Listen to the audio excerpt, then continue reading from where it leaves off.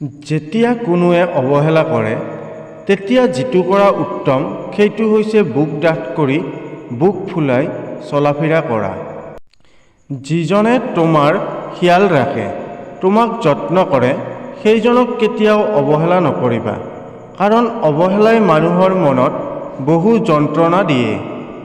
যিসকল মানুহ দুৰ্বল সিহঁতে প্ৰতিশোধ লয়, যিসকল মানুহ শক্তিশালী সিহঁতে ক্ষমা কৰি দিয়ে, আৰু যিসকল বুদ্ধিমান সিহঁতে এৰি চলে।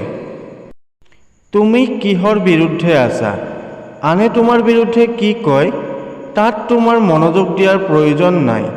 তুমি মাত্ৰ মনোযোগ দিয়া তোমাৰ লক্ষ্য পূৰণ কৰাত।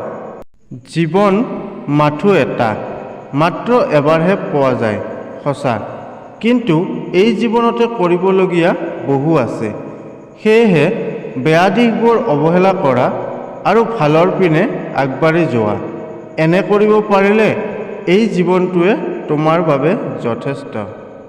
সপোন পূৰণ কৰা জীৱনৰ একমাত্ৰ লক্ষ্য নহয়, সেইবুলি সপোন ত্যাগ কৰি নহয়, সপোনক মনত ৰাখিহে চলিবা, কাৰণ সপোন অবিহনে জীৱন অৰ্থহীন। পৰিশ্ৰমে তোমাৰ সুন্দৰ চেহেৰা নষ্ট কৰিলেও সুন্দৰ ভৱিষ্যত গঢ়ি দিয়ে।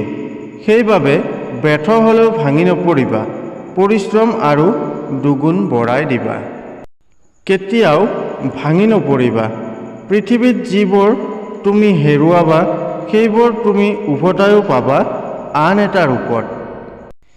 যিজনে নিজকে দমন কৰিব নোৱাৰে সি নিজৰ বাবে বিপদজনক, আনকি আনৰ বাবেও ঠিক একে। জীৱনত সেইসকল লোকেই মহান হ'ব পাৰিছে যিসকলে বহু বেছি ত্যাগ কৰিছে।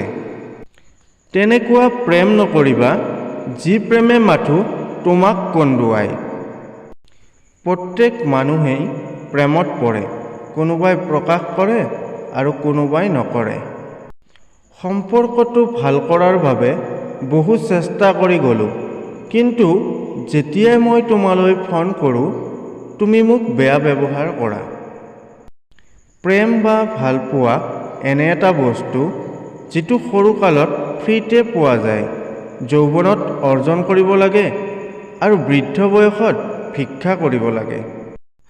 কোনোবাই যদি আপোনাক বাৰে বাৰে ক্ষমা কৰি দিয়ে তাৰ মানে এইটো নহয় যে সি বুৰ্বক, তাৰ মানে এয়ে যে সি আপোনাক হেৰাব নিবিচাৰে। কল্পনাৰ জীৱনটো ইমানে ধুনীয়া যে এতিয়া আৰু বাস্তৱ জীৱনটো ভাল নালাগে। যি ঠাইত তুমি সন্মান নোপোৱা, বহু কষ্ট হ'লেও সেই ঠাইৰ পৰা আঁতৰি অহাটোৱে উত্তম। যিসকল মানুহে উচিত কথা কয় সিহঁতক ভালপোৱা মানুহ খুব কম থাকে, কাৰণ উচিত কথা সকলোৰে হজম নহয়।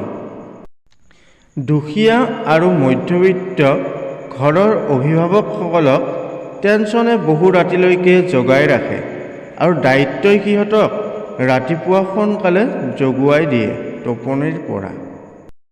সন্মান দিয়া ভাল, কিন্তু সিমানেই দিবা যিমানখিনিত তোমাৰ মানহানি নহয়।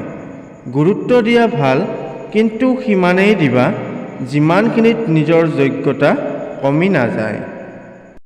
সকলো মানুহে একেধৰণৰ নহয়। কিছুমান মানুহ কাষত থাকিলেও আপোন নহয় আৰু কিছুমান দূৰত থাকিলেও পৰ নহয়। চৰিত্ৰৱান স্বামী এগৰাকী পত্নীৰ অলংকাৰ আৰু দায়িত্বৱান নাৰী এজন পুৰুষৰ অলংকাৰ।